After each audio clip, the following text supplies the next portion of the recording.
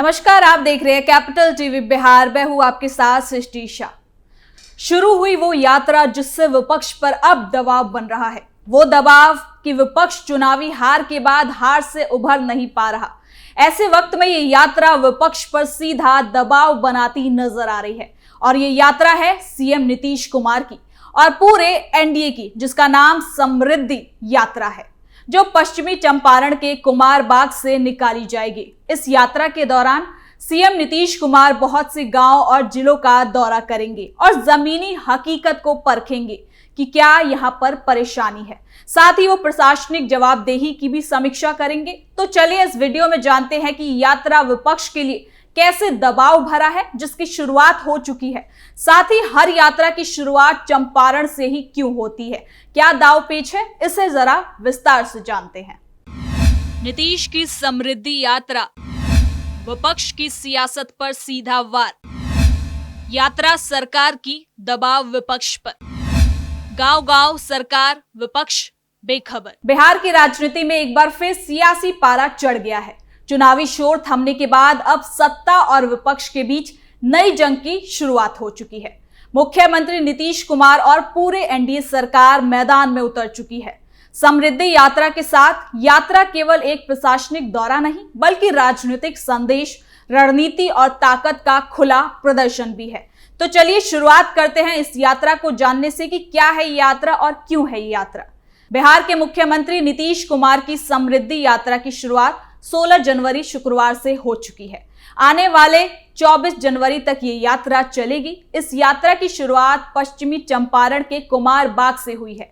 ये यात्रा कोई संयोग नहीं, बल्कि एक सोची समझी रणनीति का हिस्सा है। जहां दिलचस्प बात तो यह है कि मुख्यमंत्री नीतीश कुमार की अब तक की जितनी भी बड़ी और खास यात्राएं रही हैं, उनकी शुरुआत चंपारण की धरती से ही हुई है। 21 साल के अपने लंबे शासनकाल में ये नीतीश कुमार की 16वीं बड़ी यात्रा है और हर यात्रा की तरह इस बार भी उन्होंने पश्चिमी चंपारण को याद किया, वो इसे नहीं भूले हैं। आपको बता दें कि चंपारण सिर्फ एक जिला नहीं, बल्कि बिहार की राजनीति में एक मजबूत हिस्सा है। यही वो धरती है जहां से महात्मा गांधी ने 1970 में अपने पहले सत्याग्रह की शुरुआत की। किसानों के शोषण के खिलाफ आवाज उठाने वाली ये जमीन आज भी बदलाव और संदेश की ताकत मानी जाती है। नीतीश कुमार इस ऐतिहासिक और राजनीतिक प्रतीक को अच्छी तरह से समझते हैं। यही वजह है कि वो बार बार अपनी राजनीतिक यात्राओं की शुरुआत चंपारण से ही करते हैं। साथ ही पश्चिमी चंपारण और तिरहुल परमंडल का सियासी गरिट भी नीतीश कुमार और एनडीए के लिए काफी अच्छा है। अगर आंकड़ों पर नजर डालें तो यहां एनडीए की स्थिति लगातार मजबूत होती गई है। 49 विधानसभा सीटों वाले इस इलाके में एनडीए ने 44 सीटों पर जीत दर्ज की है। साल 2020 के विधानसभा चुनाव में एनडीए को यहां 33 सीटें मिली थी, लेकिन 2025 के चुनावी नतीजों में महागठबंधन को 11 सीटों का सीधा नुकसान हुआ। ये आंकड़े साफ संकेत देती हैं कि इस क्षेत्र में एनडीए की पकड़ लगातार मजबूत होती चली गई है और नीतीश कुमार ये बात बहुत अच्छे से जानते हैं कि तिरहुत प्रमंडल में बीजेपी और जेडीयू का गठबंधन ही महागठबंधन को निर्णायक रूप से हरा सकता है। तो वहीं अगर जातीय समीकरणों की भी बात करें तो बीजेपी के पास यहां बड़ी संख्या में मजबूत वोट बैंक है, जबकि जेडीयू का सामाजिक आधार के मुकाबले में सीमित है। लेकिन जब दोनों दल साथ आते हैं तो ये गठबंधन महागठबंधन के लिए बड़ी चुनौती बन जाता है। यही राजनीतिक संतुलन और समीकरण इस समृद्धि यात्रा की आत्मा में छिपा हुआ है। तो वहीं अब अगर विकास की बात करें तो समृद्धि यात्रा के दौरान चंपारण को बड़ी सौगातें दी जा रही हैं। कुल 182 करोड़ रुपए की योजना का ऐलान किया गया है।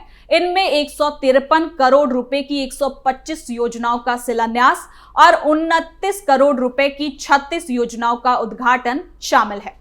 इससे ये संदेश साफ है कि सरकार सिर्फ राजनीति नहीं कर रही, बल्कि विकास के मुद्दे पर भी पूरी तरीके से गंभीर है। बेतिया और आसपास के इलाकों में विकास की नई दिशा तय करने की परंपरा को मुख्यमंत्री नीतीश कुमार लगातार निभाते आए हैं और इस बार भी उसी परंपरा को आगे बढ़ाया जा रहा है। इसके साथ ही समृद्धि यात्रा के दौरान सुरक्षा व्यवस्था भी खास रखी गई है। मुख्यमंत्री की सुरक्षा को लेकर कोई चूक ना हो, इसके लिए चप्पे चप्पे पर सुरक्षा कर्मी तैनात है। आपको बता दें कि जानकारी के मुताबिक सीएम नीतीश कुमार की सुरक्षा में 500 से अधिक दंडाधिकारी और पुलिस पदाधिकारी की तैनाती की गई है। इसके अलावा करीब 2000 से ज्यादा पुलिस जवान इस यात्रा की सुरक्षा में लगाए गए हैं। साथ ही भारत और नेपाल सीमा पर भी खास सतर्कता बरती जा रही है ताकि किसी भी तरह की अनकही स्थिति से निपटा जा सके। ये सुरक्षा इंतजाम भी इस बात की गवाही देते हैं कि सरकार इस यात्रा को कितनी गंभीरता से ले रही है। अब इस यात्रा के दूसरे और सबसे अहम सियासी मायने की बात करते हैं, जो सीधे तौर पर नेता प्रतिपक्ष तेजस्वी यादव से जुड़ा हुआ है। बिहार के राजनीति में 10 बार मुख्यमंत्री पद की शपथ लेना कोई आसान बात नहीं है, खासकर उस राज्य में जहां राजनीति लगातार करवट बदलती रहती है।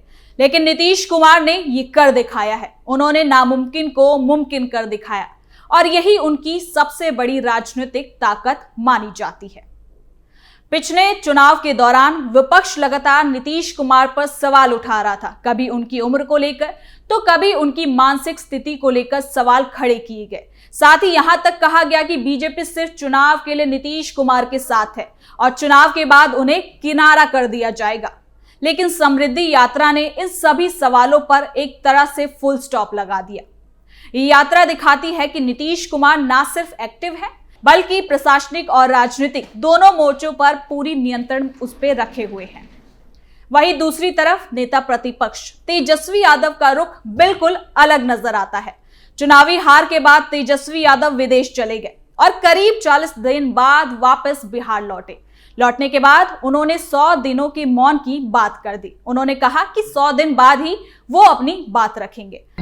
लेकिन फिर भी हम लोग जो मौजूदा जो सरकार है, क्योंकि हम लोग सकारात्मक राजनीति करते हैं, तो 100 दिन तक इस सरकार के निर्णय और नीति पे हम कुछ नहीं बोलेंगे। इस दौरान ये खबर भी सामने आई कि तेजस्वी यादव की एक यात्रा निकलने वाली है जिसमें वो गांव-गांव जाकर पार्टी के नेताओं और कार्यकर्ताओं से मिलेंगे। लेकिन अब तक उस यात्रा को लेकर कोई ठोस अपडेट सामने नहीं आया है। दिलचस्प बात तो यह है कि तेजस्वी यादव की प्रस्तावित यात्रा के लिए एक खास बस राबड़ी आवास तक पहुंच चुकी है। कहा गया कि उसी बस में वो सवार होकर बिहार की यात्रा पर निकलेंगे। लेकिन इसके बाद ना तो यात्रा का नाम सामने आया, ना ही तारीख और ना ही कोई क्लियर रोड मैप। बस खड़ी रह गई और यात्रा कहीं भी नजर नहीं आ रही। यह स्थिति आरजेडी और महागठबंधन की रणनीतिक कमजोरी को दिखाती है। इसके उलट अगर नीतीश कुमार को देखें तो वो इस उम्र में भी ना सिर्फ यात्रा पर निकल रहे हैं बल्कि हर जिले में अधिकारियों को सख्त निर्देश दे रहे हैं कि किसी भी स्तर पर ढिलाई बर्दाश्त नहीं की जाएगी। योजनाओं के लागू होने में अगर कहीं भी लापरवाही मिली तो कार्रवाई तय है।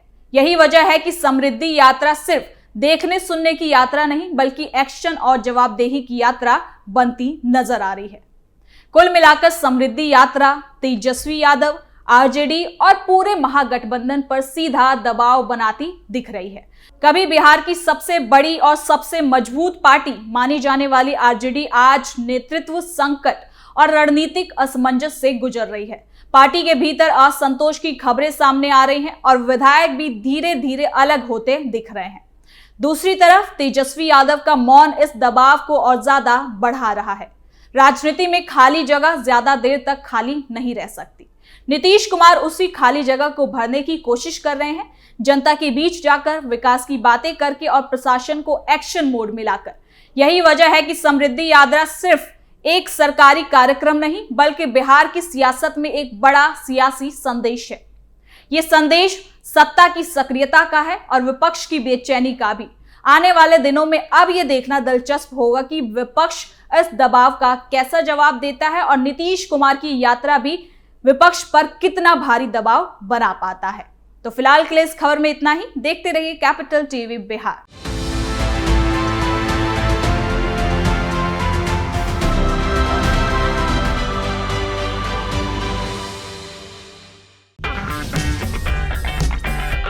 अगर आपको हमारा वीडियो पसंद आया हो तो इसे लाइक करें, हमारे चैनल को सब्सक्राइब करें और हाँ, बेल आइकन दबाना ना भूलें ताकि आप तक हमारे वीडियो की नोटिफिकेशन पहुंचती रहे।